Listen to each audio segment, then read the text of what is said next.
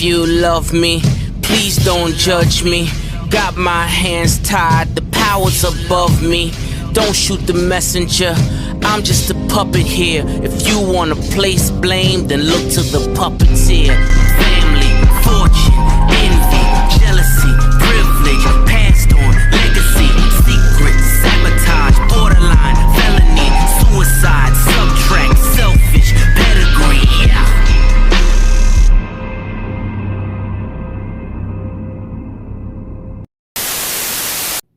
So there was a lot of stuff that happened at Bristol this weekend. We had a lot of chaos in the race. We had a lot of tire failures that throw a lot of reminiscent shades back to Indianapolis 2008. We also had a round one cutoff in the Cup chase, and the Xfinity chase field is now set. So a lot has happened for the Bristol night race. And honestly, this race kind of shows that Bristol should only go down to one date if the dirt race fails. Because we're never having the spring asphalt race again, as long as that spring race still has attendance issues. If anything, I feel like the dirt race at Bristol is just a stopgap until Nashville Fairgrounds is good to go and we can get all those Karens to fuck off. But anyway, with this week, you know the drill with this weekend. All the races of least importance will be talked about first, and the main races of most importance will go last. So yeah, let's go ahead and let's talk about the action we've had to open this weekend. I'm calling both games! So starting off, we have the ARCA race at Bristol, which was also a joint race with the ARCA East Series. And for the ARCA East, this was their season finale. And there is a championship implication, but Sammy Smith, it's pretty straightforward in a 31-car field. For Sammy Smith to clinch the title, he just has to finish 28th or better, and he clinches the championship. Seems pretty straightforward, regardless of what Taylor Gray does. And for Sammy Smith, he would have the best starting position possible for this. Started on pole. And this race, for the most part, this race was mainly between Sammy Smith and Brandon Jones. Really? Brandon Jones leeching in another ARCA race. Fuck me. Again? Why does Brandon Jones need to be in ARCA? He literally benefits nothing Bane in this goddamn race.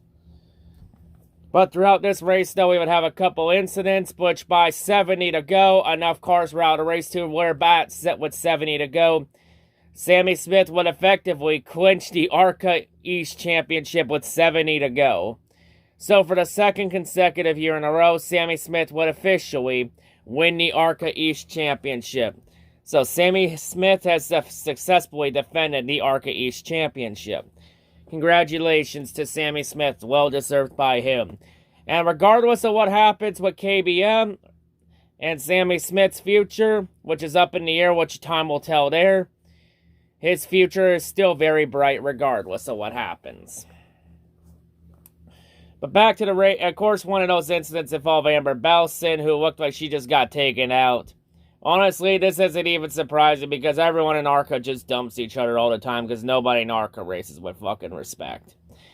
But I say to Amber, to Amber Belson, if you're looking for a racing series where you can race with drivers that have respect, the Penny Series in Canada is always an option since you are a fellow Canuck yourself.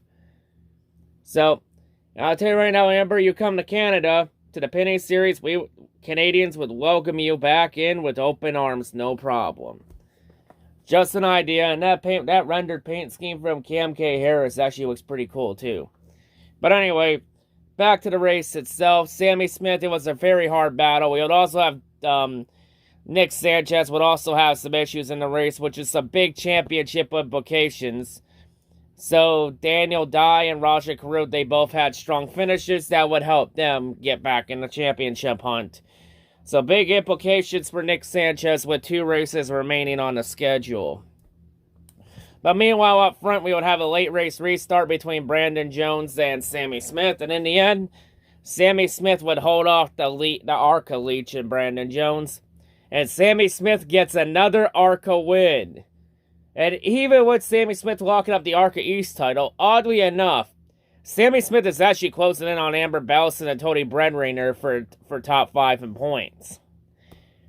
So Sammy Smith, he could still finish top 5 in ARCA standings despite missing a good chunk of the season. Mainly because they had Drew Dollar in the 18 car for a few races. And until KBM realized that Drew Dollar fucking sucks. And said Sammy Smith, and had Sammy Smith run every fucking ARCA race since then. But yeah, congrats to Sammy Smith, and for Brandon Jones, get the fuck out of ARCA. You have no fucking business being in that race anyway. But yeah, Sammy Smith gets another win to cap off his second consecutive ARCA East season. Now, whether Sammy Smith goes full-time in ARCA next year, or if he goes full-time in Xfinity next year, or hell, even trucks, that's still up in the air. Because it all depends on this free agent piece falling down. Because the big free agent piece is now officially fallen. The Kyle Busch saga has officially ended. After 15 long years at JGR, Kyle Busch is leaving the team he built. And Kyle Busch, and the team that has won the sweepstakes, there were a number of teams in the Kyle Busch sweepstakes. Yeah, teams like Stewart-Haas Racing, Hendrick Motorsports, Colleague Racing, and RCR at the last minute joined in the sweepstakes. In the end, the team that won Kyle Busch is, am I seeing this correctly? Richard Childress Racing? Really? Even after everything Kyle and Richard had happen a decade ago? Damn, the one thing I didn't think would happen, happened. I did not think Kyle Busch would ever go to RCR while Childress was still owning the team. I thought it would have been if, like, Childress sold the team to Dale Jr., that would have been a possibility. But yeah, Kyle Busch is going to RCR in 2023. Kyle Busch is officially going back to the Chevy camp. And Kyle Busch will be driving the 8 car. So all the Kyle Busch haters, you can unclench your assholes. Kyle Busch will not be driving the 3 car. Kyle Busch did ask about it, and he was told the 3 car was off limits, but the 8 car was open. So yeah, Austin Dillon remains in the 3 car. Damn, I actually want to see Kyle Busch in the 3 just to see fucking people lose their shit. And to see all the funny reactions. But yeah, Kyle Busch is officially going to RCR in the 8 car. So yeah, if you're wondering what happens with Tyler Reddick in 2023, that's kind of honestly a time will tell situation, because RCR said that Reddick will stay with the team, but he will be going to a 3rd chartered car. Now, where Childress gets that charter is yet to be seen. Probably will be the 77 charter from Spire Motorsports. The number and sponsor for that car are also yet to be seen. Well, it's not going to be 31, because the number 31 now belongs to Colleague and Justin Haley. And they're not giving that number up.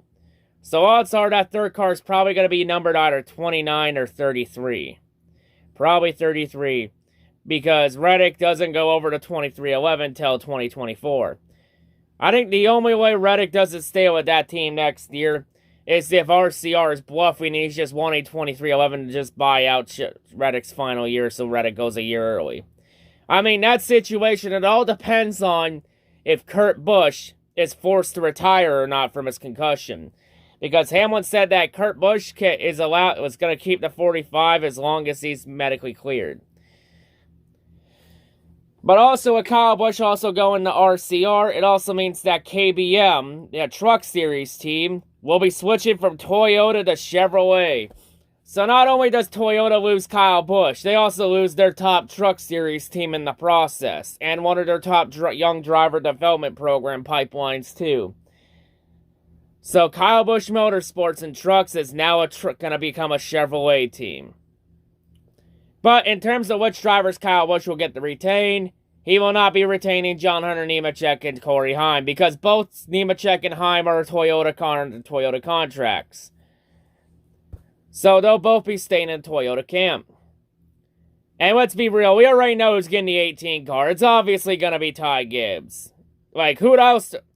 It's obviously going to be Ty Gibbs, because they really got nobody else that's ready for that ride.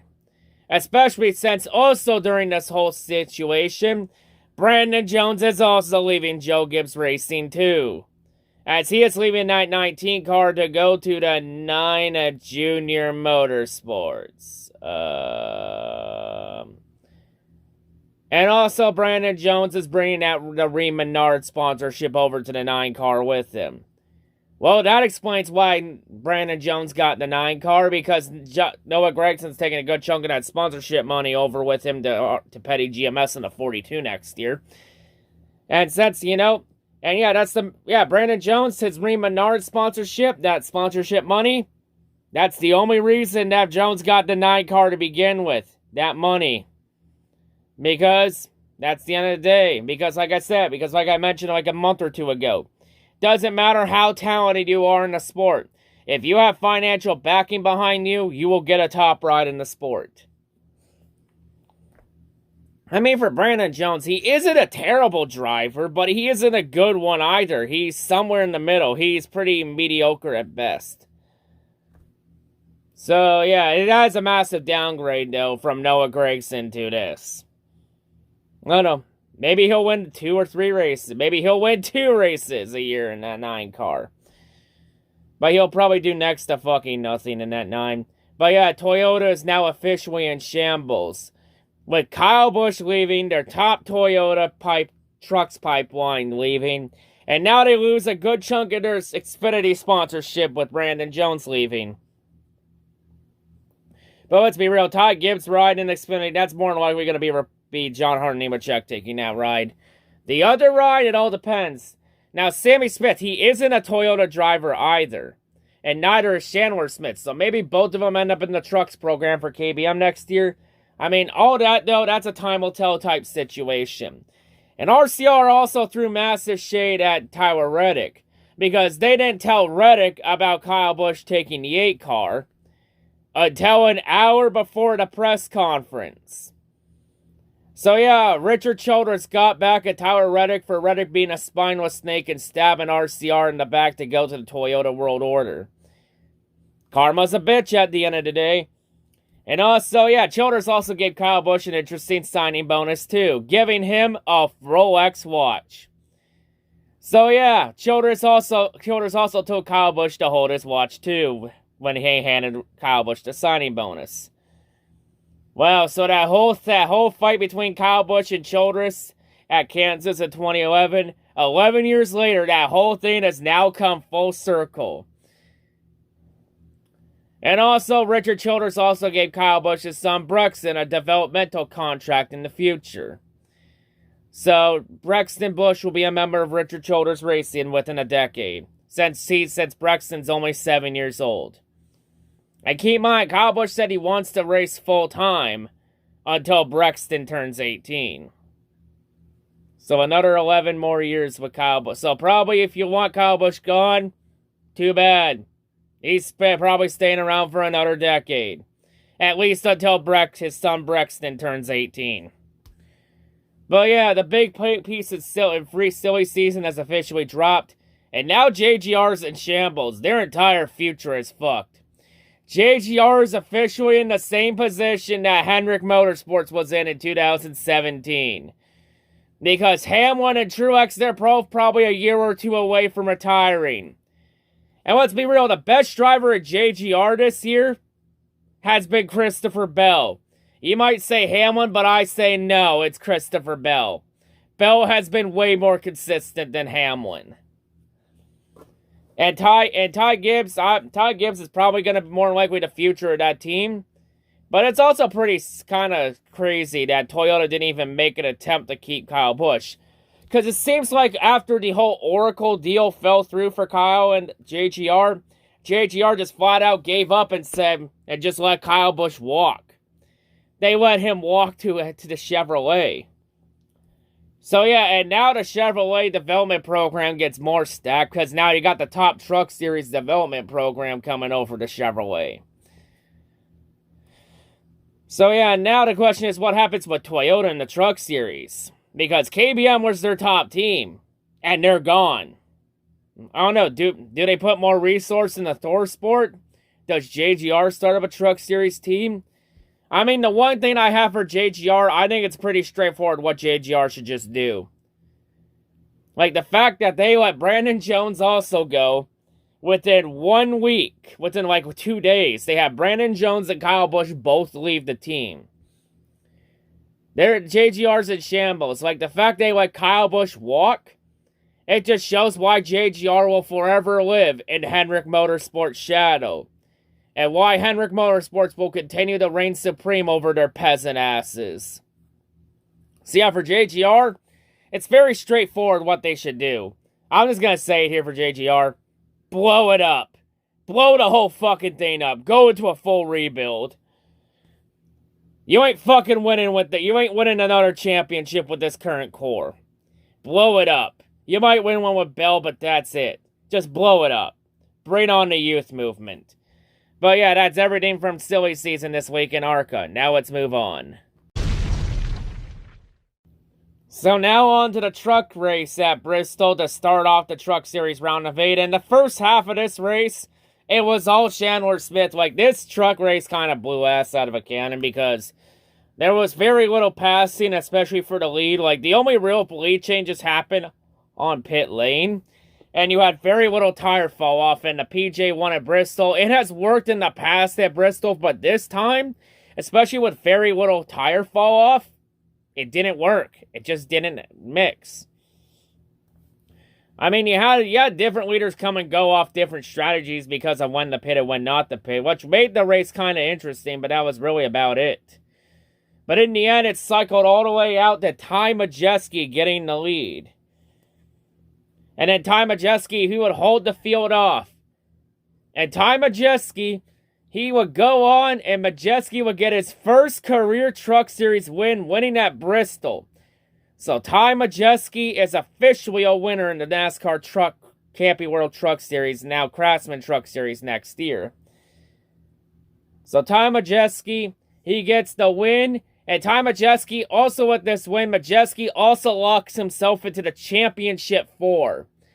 So in 2 months in November, Ty Majeski will have a chance at a Truck Series championship this year. Like congratulations to Ty Majeski. Well-deserved win for him. You know, after everything he's been through the last couple years, you know, being released from Nice Motorsports because he wasn't good enough for them. And then he goes to ThorSport, gets a second chance with ThorSport in the 66. And now Majeski gets his first career Truck Series win at Bristol. And let me just say, in my chase grid predictions, I called the Majeski winning at Bristol. Let me just say, I called my shot with Majeski winning at Bristol. I told you so that would happen, and he would make the Final Four. Because everyone thought I was crazy picking him, saying, why would I pick him over Chandler Smith? Yeah, and people even question that, even when I mentioned that the Truck Series race at Bristol has had a first-time winner there the last couple years. And that Majeski's been pretty underrated on the short tracks. Like, Majeski's a damn good short weight model racer, especially winning a couple snowball derbies up at Five Flags in Pensacola. And then we get to the post-race celebration where Majeski, he would do the Polish victory lap. Now, to some of us, we would like this. But keep in mind, this is Bristol, baby. And Bristol fans think differently. Because when Majeski did the Polish victory lap, the fans booed him. Because he didn't do a burnout. Seriously, you're all gonna boo Majeski for doing the Polish victory lap? Fuck out of here. Anyway, Majeski, just you do you, man. Fuck them. Fuck them. Those people can eat shit for all we care. But hey, congrats to Majeski. He gets the win. So Majeski is the first driver to lock himself into the Truck Series Final Four. So Majeski will be racing for a championship. So yeah, congrats to him. And the Truck Series, and their next race, their next race is Talladega. Holy shit. Yeah, once again, Talladega will play a factor in deciding who will compete for the championship this year. That crapshoot race. But yeah, that's just Bristol for you. Odds are more than likely a non-chaser is probably going to get their first career win at Dega in 2 weeks in trucks. Well, just watch. So now we go on to the modifieds race down at Riverhead Raceway. So this race, for the most of this race was dominated by Justin Bonsignor. Even though Patrick Emmerling did have some good runs in the car, too, even getting the lead, even getting some fresh tires to get up there, too. Hell, even Kyle Bonsignor got some time up front, too. But in the end, Justin Bonsignor would get some fresh tires, and he would end up with the lead and get the lead late in the race. And Bonsignor, he would easily cruise away. And Justin Bonsignor gets his 5th win of the season. So yeah, and it's its 9th win at Riverhead. Jesus Christ. Yeah, Bonsignor is proving why he's the new modifieds GOAT. Yeah, call him Justin Goat Senior. So yeah, Justin with that win, and John McKennedy struggling to run. He's still having a pretty mad run. John Bonsignor gained some big ground on both of them in the Modifieds Championship. So it looks like it's going to be a 3-man battle for the championship, with 2 races left in the Modified season, with both taking place in October in 3 weeks, with the first being in 3 weeks with Thompson Speedway, and then the season finale at Martinsville. So yeah, 2 races left to decide who will be your 2022 Modifieds Championship. But yeah, this one is going down to the wire. And also, 3 drivers competitive in the season-long points. Now, NASCAR Cup Series would know nothing about that. Nope, Cup Series can't relate to that. Nope, they can't. Cup Series would know nothing about that.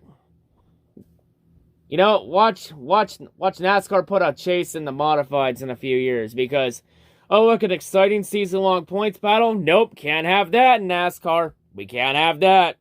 So to everybody else that raced this weekend, thank you all for playing. But now it's time to turn our attention to the races that truly matter this weekend. So the first race we have the Xfinity Series regular season finale. So 2 spots are now up for grabs, because even though the points show this, it's a lot different, because we had the appeal heard from Jeremy Clements this week. And this was announced during Kyle Busch's press conference to RCR. While that whole announcement took the storylines, this also came in through the cracks, where it turned out Clements didn't have a modification error with the engine, the manifold, a violation there. There was nothing there, and it turned out that inspection process had a glitch in the matrix. So in the end, Clements' entire 75-point penalty has been rescinded. The $60,000 fine has also been rescinded. The 10 bonus points docked for the chase have also been rescinded. So everything got overturned. And now Jeremy Clements' win now officially counts toward the Xfinity chase. No, I'm not playing the chase-bound graphic for Clements again. It would be fucking weird to play it twice. So Clements is in, which means now there's only 2 spots left. So that means that Daniel Hemrick and Landon Castle hold the last 2 spots. Castle holds it by 19 points over Ryan Sieg. Actually, I believe 18, 19 around there. And Sheldon Creed, he's effectively in a must-win scenario. And everybody else, their goal's very simple. Win, and you're in the chase. So yeah, that's the Xfinity Series chase standings entering the regular season finale. Daniel Hemrick, he's in a pretty good spot. He just needs some stage points, and he can lock himself in. So now on to the Xfinity race at Bristol. And this race had kind of the same issues that the truck race had. A little tire fell off a one-group track. Not really a very little passing for the lead. Like, most of the lead changes came off a pit lane, or because everyone else had fresher tires, or just a better car. Like, very few green flag passes for the lead. Also, effectively, everybody in a must-win scenario did not even come close to performing tonight. But we'll come to Sheldon Creed in a little bit. So everybody else that was in a must-win, they're all officially eliminated from chase contention. That's honestly not really surprising, because the competition in Xfinity is still about as diluted as my piss. But yeah, continuing on though, in this race though, Landon Castle, he would end up having a mechanical failure late in stage 1. So Castle is all of a sudden now on the outside possibly, but it's set up, but it all depends on what happens with Creed. And what happens with C, because with Castle's issues and C getting a couple stage points, it means that C can officially clinch in as long as we don't have a new winner or someone below the cut, or as long as Creed doesn't win and C can finish 15th or better. But of course, after stage 1 would go to Ty Gibbs, as Ty Gibbs was also still battling for a regular season championship with AJ Allmendinger. But then in stage 2, Sheldon and Creed would then use some pit strategy to get into the lead, because remember, Creed needs to win the race if he wants to have a chance to take the champion, to make the chase. But Creed would shortly lose the lead. But oddly enough, after Creed loses the lead, we then find out that Sheldon and Creed would hold the final spot by a few points. So now all of a sudden, Sheldon and Creed has a chance to make it into the Xfinity chase. But as soon as they showed the points, those hopes were quickly dashed, because as Creed was starting to fall back, he would fall right back into the clutches of Ty Gibbs and Noah Gragson. And then Ty Gibbs would then have to check up in the middle of the turn, and Noah Gragson would have no time to react. And Noah Gragson would then make contact with Gibbs, and Gibbs would get sent straight into the wall, with Sheldon Creed in the wall too. And now would end both Gibbs and Creed's night. So with Sheldon Creed, that effectively ends his night. And for Creed, Sheldon Creed has now officially been eliminated. Damn, I thought Sheldon Creed was going to be good this year. I legit thought Creed was going to be good. It just shows very little of how well I know a driver's going to transition from a truck to Xfinity. Hey, sometimes some drivers do well in some series, than others. Or in Creed's case, sometimes some drivers just take longer to develop and get used to a series. It happens. Just look at Gragson. Gragson had somewhat of a similar situation too. Took Gragson a while, but now Gragson's one of the top drivers in Xfinity. But you know what? I think Sheldon Creed, though, he has shown some good runs, but mainly the start of the year was just what did Creed in. Just Creed struggled the early part of the year, and it just in the end put him in a hole he couldn't dig out of. But you know, Creed has made some good progress. I expect Creed to take a step forward next year. Don't worry, Creed. You'll make the chase. And next year, you'll make the chase. But yeah, also with Creed missing out, it also means that Austin Hill has officially clinched Rookie of the Year. That honestly isn't truly surprising the slightest. But hold up, we ain't finished just yet. Because also at the end of Stage 2, with Ty Gibbs out of the race, AJ Allmendinger would gain enough stage points. And with that, AJ Allmendinger has successfully defended his regular season championship. So AJ Allmendinger has won the regular season title for the second season in a row, with an assist from Noah Gragson too. AJ Allmendinger, may you enjoy your free 15 bonus points toward the chase. And also, at the end of Stage 2, Daniel Hemrick would also gain enough stage points and would have a solid enough finish. So Daniel Hemrick has now officially, he hasn't had the same consistency he had last year, but hey, Hemrick, at least you'll still have a shot to defend your championship from last year, though, as you're now locked into the chase. So now there's only one chase spot left for the Xfinity Series chase, and with Creed out and everybody in the must-win scenario not performing, it means that Ryan Sieg, he can lock himself in if he finishes 15th or better in the race. But we will have to wait and see how that goes, because we still got a race for the lead up front.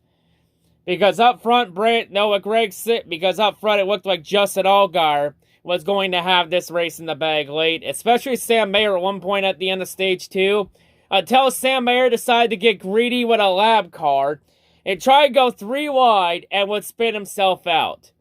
It's like, Sam, you were going to finish second in the stage. You were going to have a chance to win. Why the fuck would you try and go 3 wide with lab cars when there was 0% chance of that succeeding? Like, Sam Mayer honestly was a fucking idiot in that situation.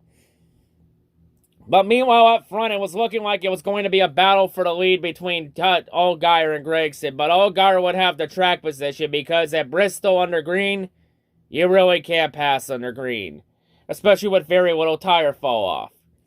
And then when around 20 to go, 25 to go, we would have the turning point of the race, where Justin Allgaier would make contact with the lap car of J.J. Yeley. And Yeley would get sent straight into the wall and would bring out the caution. Justin, what have you done? You had the lid in the bag.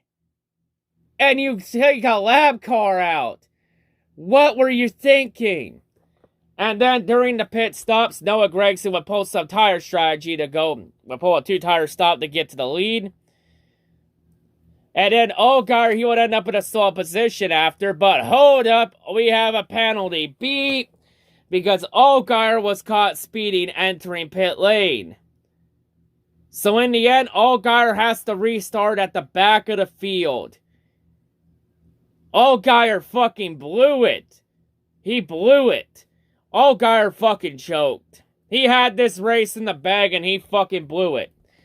You know, Allgaier could have avoided this whole thing. All he had to do was not take a lap car out. And he couldn't even do that one right. This is why Allgaier will never win an Xfinity title.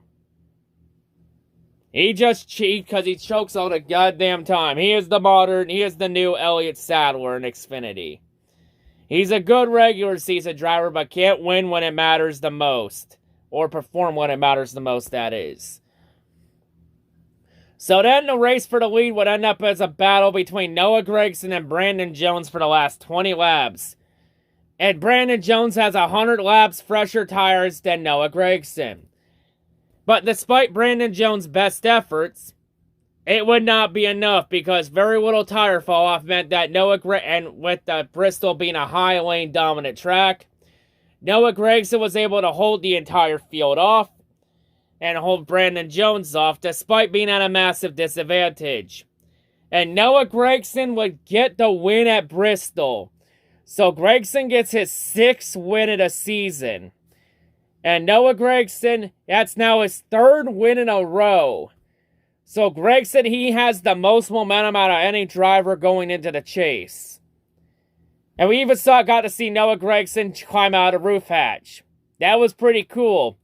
What wasn't cool, though, was the puke on Noah Gragson's fire suit. Since, once again, Noah Gragson puked after the race. Jesus fucking Christ. Noah Gragson needs to get that checked, because Noah Gragson puking after because this isn't just a one-time deal. This situation of Gragson puking after the race, this has happened nearly every single fucking week. And actually, Gragson did kind of pinpoint where the problem was, because to find the problem, we have to get back in the time machine and go all the way back to the start of the pandemic, during quarantine, where Noah Gragson said that he went to a bunch of people's parties during that time. Because why the fuck not? And Noah Gragson had some White Claws, which led to some stomach issues because they drank nothing but White Claws for 6 straight weeks. Yeah, it sounds like a liver or kidney issue if you ask me. Something probably fucked up there. But Noah Gragson did say that he is going to be seeing a health physician to get this problem fixed during the off-season. So yeah, we have to deal with Gragson puking for another 7 more weeks. But hey, at least Gragson was still able to shotgun beers perfectly, though. And he got some water. But yeah, maybe word to Noah Gragson, don't wear a white fire suit next time, because seeing that puke on a white fire suit was kind of disgusting. Like, that kind of grossed me out. But yeah. And also the following fence after this, the following fence that are about to take place happened shortly after the Xfinity race at Bristol. Man, I'm so happy my favorite Xfinity driver, Noah Gragson, won tonight. So happy he got that dub at Bristol and finally wins at Bristol in front of fans. So in honor of Noah Gragson's win, I got this Jemai Shoey here. That's meant for a beer, but who fucking cares? And I got myself a Coca-Cola, and I think it's time we do a little shoey. RJ Rogers, this one is for you, buddy. Oh shit, that one spilled. That's a good one. Cheers!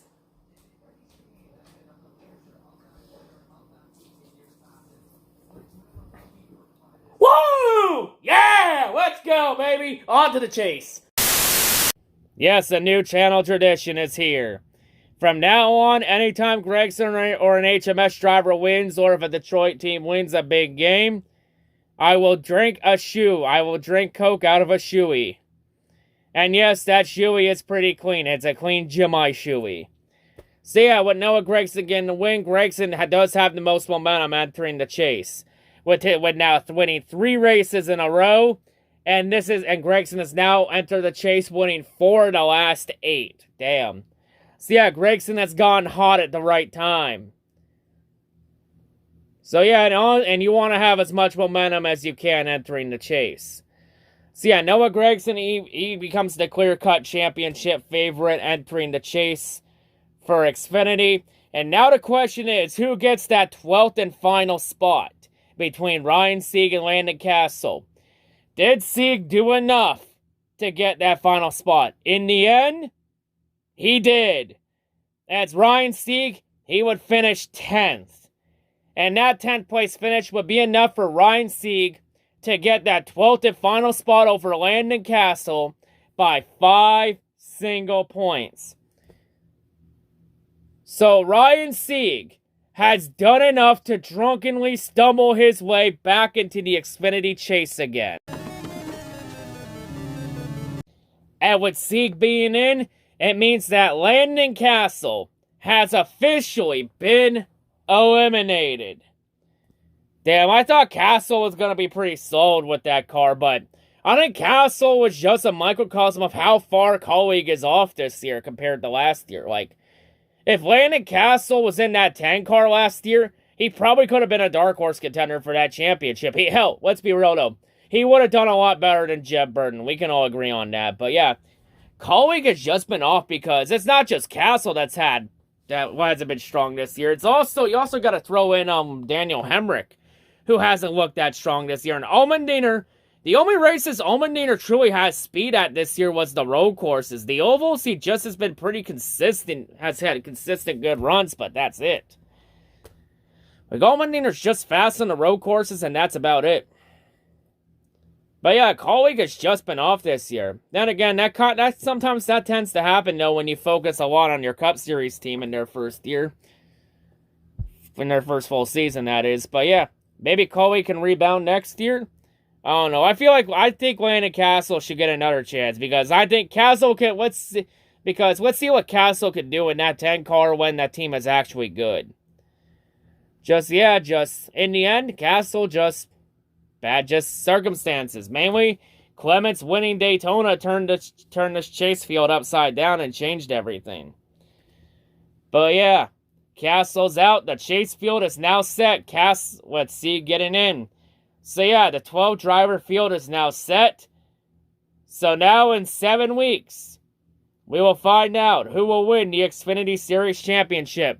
And yes, the Xfinity Chase Grid Predictions vid is coming out this week, probably around Wednesday. But yeah, anyway, that's the Xfinity race for you. The regular season finale, and Gragson gets another win to add momentum.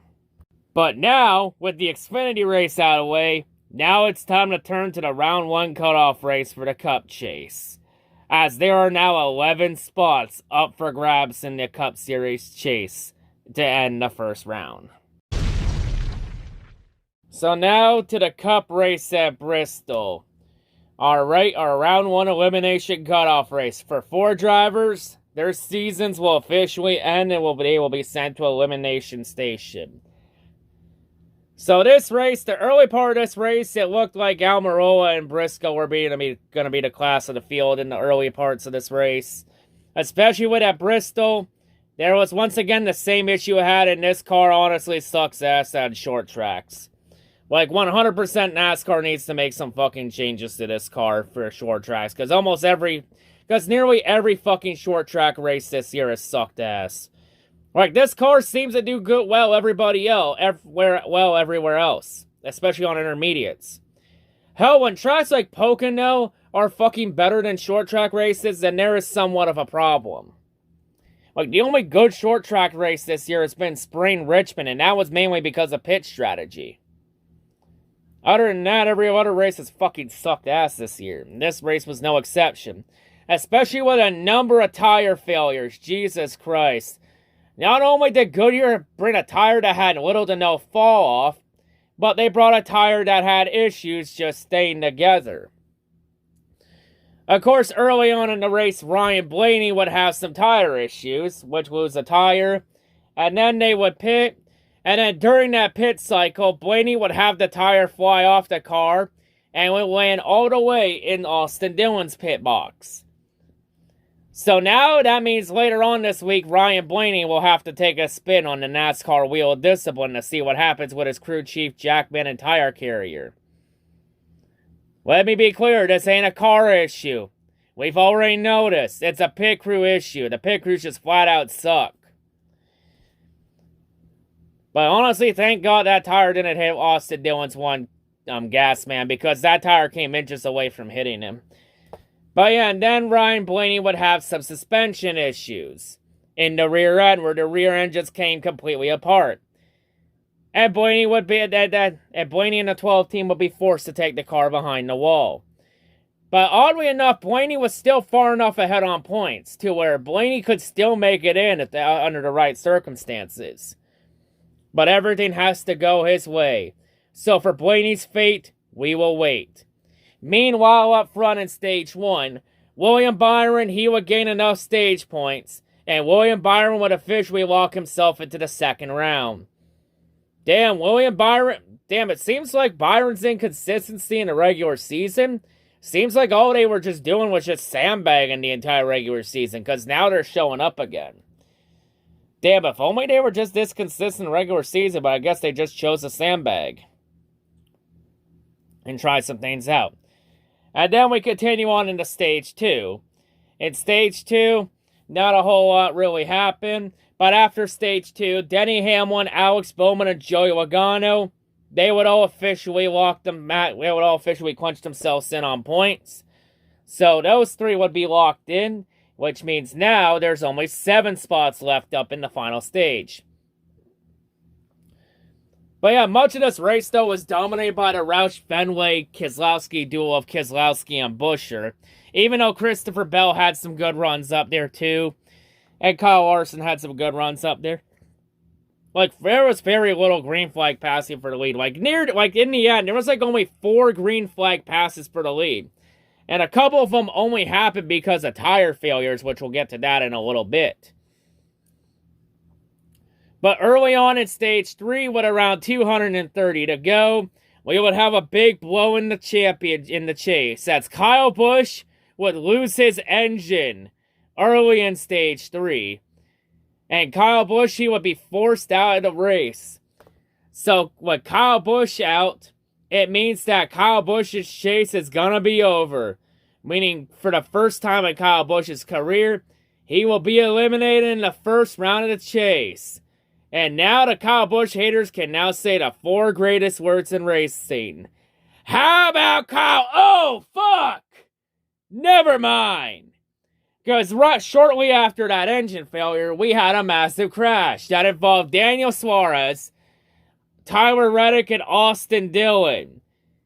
Now, Suarez, he would continue on and would have enough to continue on. Reddick was able to do enough in the 10-minute policy to have that car repaired, but he would end up 28 laps down. So now Reddick's situation hangs on what happens, and he would need some help to move on.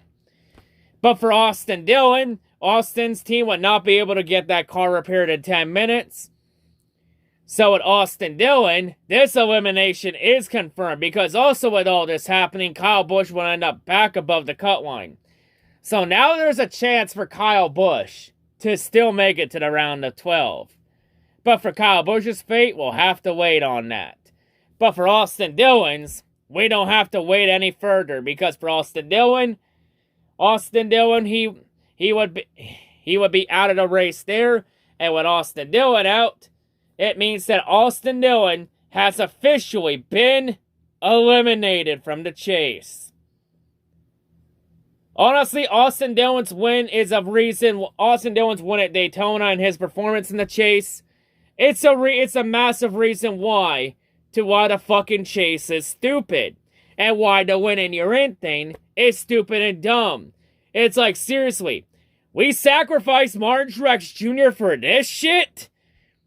We really sacrificed Truex, who's been top 5 in points all year. We sacrificed him for this? Fuck off. Seriously, fuck right off. Like, it's been clear, like, this chase show clear as day. Dillon did not belong in the chase. He had no fucking business being in. Like, Dillon being out in the first round, nearly everybody had him out in the first round in the bracket.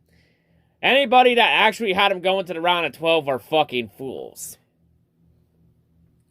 But yeah, seriously. We sacrificed Truex for this? Get out of here. Get the fuck out of here. Honestly, this is why the win in your end stipulation is bad. Because all the win in your end stipulation does is just reward mediocrity. And it fucks over drivers that actually have been consistent and actually deserve a shot at the championship. Like, the win in your end stipulation is fucking dumb. It needs to go. Honestly, the entire chase in general needs to go. But NASCAR won't get rid of it because, that NASCAR and NBC, they like what they're seeing. They like what they're seeing out there. And don't worry, I'm gonna address the whole chase thing and how everyone and the whole season-long points thing that everyone complains about. Oh, I'm gonna make sure the people that are complaining about season-long points have no more excuses at the end of the season. You just wait and see on that. But yeah, Dillon now out. So now we continue on. But yeah, with enough cars though coming out of the race, it meant that Chase Elliott, Kyle Larson, and Ross Chastain, they would all officially clinch spots on points. So those three move on, which means all of HMS, all 4 HMS cars are now moving on to the round of 12. Something I didn't think would happen this year, but here we are. Yeah, that's just been how wild and chaotic this season has been, to be perfectly honest. But later on in the race, Keselowski would then have the big turning points where Keselowski, he would lose the tire while leading the race. And oddly enough, Keselowski's didn't force a caution, it stayed green. So that's interesting. And then shortly after, Christopher Bell would lose the tire while leading the race. And now it's cycle Kyle Larson the lead. And also, Bell's tire failure led to a caution. It's like, seriously? Bell's led to a caution, but Keselowski's didn't? The fuck? And also, this cycle, Kevin Harvick up to second. So now entering the final pit stops, it would all come down to where if Harvick can have a solid pit stop, Harvick could lock himself into the round of 12 with a win in a must-win scenario. And then, oh, fuck me, Harvick's pit crew went full choker.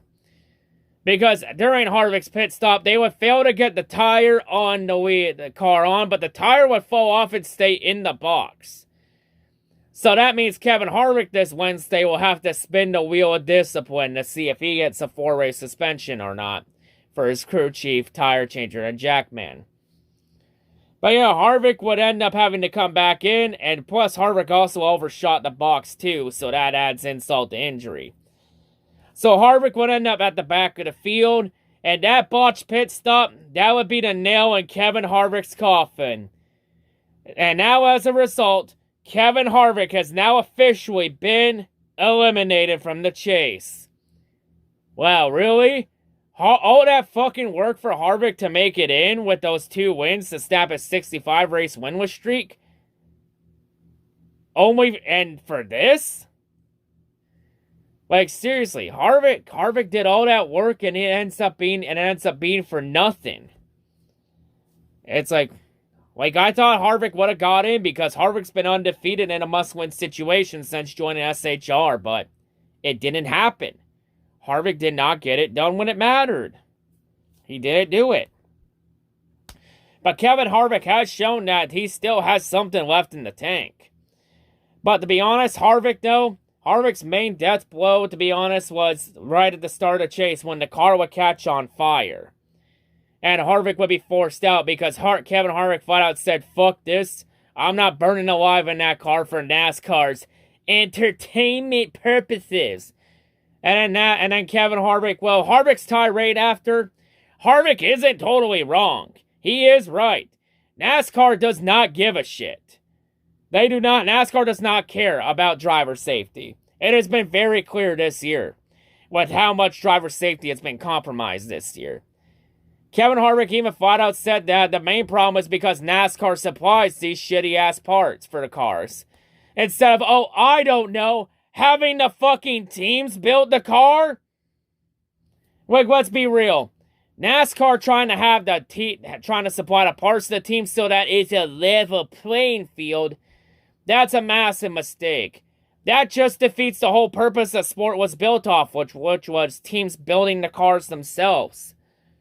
It just beats everything the sport was about.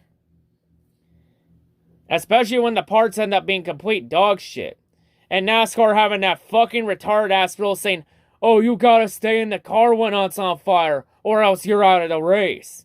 It's like, really? You'd rather have people burn alive just for entertainment purposes? And you wonder why people stop watching this shit. You wonder why. Because NASCAR has never been fucking consistent with anything they do. They're consistent at being inconsistent. And Kevin Harvick even flat out said it perfectly, saying NASCAR isn't going to do anything about it because it's cheaper to do nothing than actually fix the fucking problem. Yeah, and the competition director, Scott Miller, he can write as many puff pieces as he wants saying they actually do care and that it's a work in progress and all that. We'll still have a hard time believing it. Like Harvick there alone, that whole thing alone at Darlington, that proved alone that this car has so many flaws and bugs in it, and this car needs some massive changes. Especially on the short tracks, because on short tracks, this car fucking stinks. But yeah, Kevin Harvick's out. And honestly, I feel like next year is going to be Harvick's final year. Because Harvick knows how much of a fucking jizz stain this sport is becoming, and Harvick doesn't want to die in it. So yeah, I'm going to call it here. 2023 is going to be Harvick's last year. I think Harvick will retire after next year. I think the writing is on the wall. So yeah, Kevin Harvick is officially out. And with enough cars also ending up out of the race in the late going, Ryan Blaney and Daniel Suarez and Chase Briscoe, they would all do enough to gain enough points, and they would all lock themselves in. So despite Ryan Blaney having those mechanical issues, he has cheated certain death. Blaney is easily the luckiest son of a bitch alive right now. Blaney, take that luck and run. So yeah. And now the question is, what happens now between Cindric and Kyle Busch for that final spot? Because during that because what Kyle Busch out, Blaney and Bubba Wallace, they were able to run on track long enough to gain enough spots to get ahead of Kyle Busch, which would drop Kyle Busch to only 3 points ahead of Cindric. And when it looked like Ty Gibbs was about to do the same thing, Ty Gibbs would then have a mechanical issue, which I'm calling bullshit on that. Gibbs did not have a mechanical issue. 100% there was team orders involved there. Ty Gibbs got the Ty Itch James treatment. Let me be real. I think Toyota pulled politics there to make sure that Kyle Busch had a chance to move on. There was no mechanical issue from Ty. They had Ty withdraw from the race. Just so Kyle Busch had a chance to make it to the next round. 100% that Toyota tried to manipulate the outcome. But the good news for Cindric is that Joey Logano would have some mechanical issues too. And Logano, or did he? Or did Penske pull team orders on Logano too to make sure Cindric had a chance? So then Cindric, he would end up passing Logano, and then it become a 2-point gap. But could Cindric gain enough spots in the late going? He would, as enough cars would have some more mechanical problems or tire failures as well. And Cindric would actually get enough points, along with Reddick, to leapfrog ahead of Kyle Busch. So now, in the late going, Kyle Busch would officially be eliminated from the chase. So now the Kyle Busch haters can say the 4 greatest words in racing. How about Kyle Busch? But yeah, this is honestly, I know some of you are expecting me to bash on Kyle Busch and all that, but what is there to bash? There's nothing really to bash here.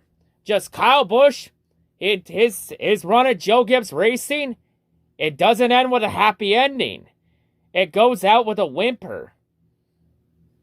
Kind of sad, kind of depressing to see this happen with Kyle Busch. Everything he's accomplished at JGR, and this is how the run ends. 2 engine failures in 3 races. One of those came while he was leading the race and had a shot to win Darlington. Just, what a bad way for Kyle Busch to end his tenure at JGR. What a bad way to end 15 years of the best time of your career. And regardless of what your opinion is for Kyle Busch, no one questioning his legacy. Kyle Busch, he will still go down as the greatest driver for JGR's history. You know, tied for most championships at JGR with 2 with Tony Stewart, and having the most wins by any JGR driver in the team's history with 56 wins at JGR. Wes Denny Hamlin has something to say about it in a couple years, since Hamlin has 48 wins and is only 8 behind Kyle Busch at JGR. But yeah, Kyle Busch, he will still go down as arguably the greatest driver for JGR's team's history. But yeah, and everyone's saying, oh, Kyle Busch is going to struggle at RCR and it's going to be another Keselowski situation. No, it will not be a Keselowski situation. Kyle Busch to RCR is a way different scenario than Keselowski going to Roush Fenway. When Keselowski went to Roush Fenway, he went to a Roush Fenway team that hasn't won a race in 5 years. Hell, a team that also hasn't had a driver make the chase since Newman in 2019. If anything, Kyle Busch is entering a better situation than Keselowski was. Because at Roush Fenway, we all knew Keselowski was going to suck at Roush this year. We all knew that team was it's gonna take a while for that team to get better. That team's gonna take at least 3 to 5 years to get better. While RCR, the pieces are already in place to be a contender, especially with Reddick having a very underrated season. And getting 2 wins in that car. And both car drivers making the chase. So, I don't know if Kyle Busch ends up back in championship contention, but I at least think he'll still be a top 10 driver in the series still, in that 8 car. I still think Kyle Busch could win 2-3 races a season at least. At least there. But yeah, anybody that says that Kyle Busch going to RCR is going to be Keselowski to Roush, it's not. It's not the same fucking thing. Kyle Busch is not Brad Keselowski. He will never be Brad Keselowski. Some people just sometimes need to learn when to shut the fuck up about Kyle Busch. Because anytime you doubt him, he will find a way to prove you wrong every goddamn time. I feel like him going to RCR will be no different. But anyway, to Kyle Busch haters, enjoy this moment for now. Who knows if you have any more like this in the future. But yeah, Kyle Busch is now officially eliminated. And it's the first time in Kyle's career he is officially out of the chase. So now it becomes a battle for that 12th and final spot. Who would get it between Cindric and Reddick? For Reddick, at that point, he could not gain any more spots, and neither could Cindric. So Reddick would either need Cindric to have some issues, and would need a lot of help to have a chance to move on. Meanwhile, up front, during that whole final pit stop sequence, Chase Elliott would take 4 tires and would end up being the highest of the 4-tire pit stop guys. But Chris Buescher for Roush Fenway Keselowski, he would make a 2-tire call.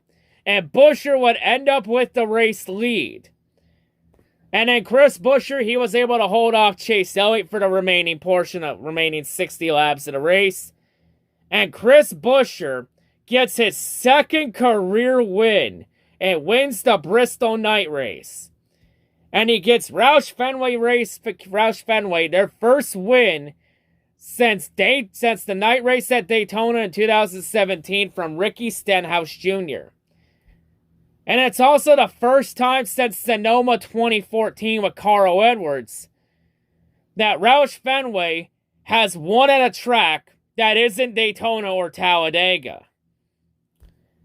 So Buescher finally has a real win, as Buescher ends his 222 race winless streak, ending the winless streak that dated all the way back to its first career win at Pocono with Front Row Motorsports in 2016 from Fog. And also with Chris Buescher winning, it means that now we have tied a modern era record, because now we have 19 different winners this season, tying the 2001 mark for most different winners in a single season in the modern era. It has happened. We have tied the 2001 mark. 19 different winners. A record I did not think would ever get touched. And there's a good chance we could break that record. Because I think when we had after 2001, we thought 19 different winners would never be touched again. Yes, we had 2 seasons of 18 different winners, and we had the 17 different winners a couple times. But we didn't think 19 would ever be possible. But sometimes in sports and in life, some records are made to be broken. But yeah, this just shows how crazy and chaotic this season has been. For 2022, it's just been a fucking crazy-ass year. So yeah, Buescher gets the win. And for the first time under this chase format's history, every race in a round was won by a non-chase driver. So every driver in the chase made it to the next round on points. But now the main question is, who got the final spot in the round of 12? In the end, the final spot would go to Austin Cindric, as Cindric was able to do enough to edge out Reddick by 2 points. So Cindric will be moving on to the second round of the chase, and Tyler Reddick has officially been eliminated. And there goes my chase bracket, since I had Reddick making the final 4. Damn it. But yeah, that's kind of heartbreaking for Reddick, because Reddick, he had a very underrated season. Like, he was very under the radar. Like, I felt like he was having an under radar. He was a dark horse contender for the title, and I felt like if everything played out well, Reddick could have done it, could have made the final 4. But in the end, just Reddick didn't perform in this round. Mainly Reddick, he had a solid start to the chase at Darlington. And then came Kansas, where he had the tire failure. And then this race just was involved in chaos at Bristol. Just was a victim of Bristol, baby. And in the end, just Reddick didn't have the right circumstances play out in his favor. But yeah, honestly, I'm not sure what happens with Reddick if he truly is in that third RCR car. Because if he's in that third RCR car, there's no doubt that RCR is going to sabotage him and give him shitty equipment. I think if Reddick stays at RCR next year, he will have a bad season. I think Reddick's best chance to do anything in 2023 is if 2311 buys out that final year of his contract, and he ends up in the 45 a year early if Kurt Busch is forced to retire. There are the rumors about John Hunter Nemechek potentially getting that 45 car, but time will tell there. I feel like Nemechek needs a year in Xfinity. I think Nemechek should go to Xfinity and take the Ty Gibbs ride. But yeah, Reddick is officially out, which means the round of 12 is set.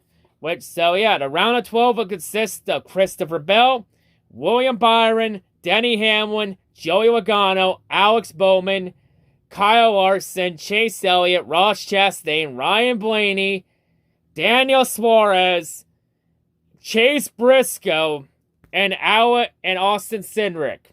Yeah, Briscoe, despite being complete dog shit all year, Briscoe had the right circumstances playing in his favor to make it to the next round. So yeah, that's pretty interesting. But yeah, one of those 12 will be the champion. And next week we had the Texas for the start of round of 12. And by the way, there is no recap for Texas because I will be at the Penny Series season finale next week at Delaware Speedway, my home track. So, and there will be a vlog for it. So yeah, expect that vlog to be out sometime next Monday afternoon. But yeah, anyway, I will be skipping Texas entirely. Honestly, less I say about that shitty track, the better. So yeah, I'm actually probably going to more than likely miss that entire race entirely. So yeah, I will be doing my part to try and get Texas Motor Speedway off the schedule. Hopefully all you do your part too, because we know that attendance don't mean jack shit, but ratings do. So yeah, I'm doing my part to try and get that shitty fucking track off the schedule. Hopefully everybody does theirs too. But anyway though, let's take a look at the Truck Series chase grid before we do the normal ceremony. So now, here's the Truck Series chase grid after Bristol, with now 2 races left in the round of 8. So Ty Majeski, he's locked into the final 4, which means there's 3 spots still up for grabs. Chandler and Saint Smith, they're both in pretty good gaps, 24 and 21 points to the good there. And Stuart Friesen, he's 9 points good to the good for that 4th and final spot over John Hunter Nemechek. So yeah, the 4th spot is went against Interesting. You got Christian Eckes, 13 out, Grant Enfinger, 15 out, and Ben Rhodes, 18 points out. So Eckes, Enfinger, and Rhodes, they need to have some solid runs at Talladega and hope some luck goes their way to have a chance to make it to the Final 4. And with Talladega being a wild card and a massive crapshoot, if we learn anything from Talladega, no points gap entering Talladega is safe. We've known that off history. So yeah, Chandler Smith and Saint Smith, they might look safe now, but we've seen before, there's no guarantee or safety at Talladega. But tonight, while everyone in Xfinity takes out their Metro carts and hops on that L trade, tonight for Landon Castle, Sheldon Creed, Brandon Brown, Anthony Alfredo, Mike Snyder, Jeff Byrne, and Bailey Curry, their rides home will be short-lived because they've arrived at Elimination Station. And for that, they go somewhere different because for their failures of having a solid season, their failures to get a win this year, their failures to be consistent enough to make the top 12 in points this year, their failures to show up and perform when it mattered the most this year, and their hopes and dreams of competing for an Xfinity Championship this year, consider their names written down in the death note, as their seasons and their hopes and dreams have been absolutely deleted. But hold up, we ain't finished just yet, because tonight, for Tyler Reddick, Kyle Busch, Austin Dillon, and Kevin Harvick, they can all take out their Metro cards and hop aboard the L train. But their rides home will be short-lived because they've arrived at Elimination Station. And for that, they go somewhere different as well. Because for their failures of having a solid round 1, their failures to get a win in the round of 16, their failures to be consistent enough to make it to the round of 12, their failures to show up and perform when it mattered the most this season, and their hopes and dreams of competing for a Cup Series championship this year, consider their names written down in the death note, as their season and their hopes and dreams have been absolutely deleted. There's only one thing left to do. Gotta write their names in the death note. Delete! Delete. Delete. Delete. Delete. Delete. Delete. Delete. Delete.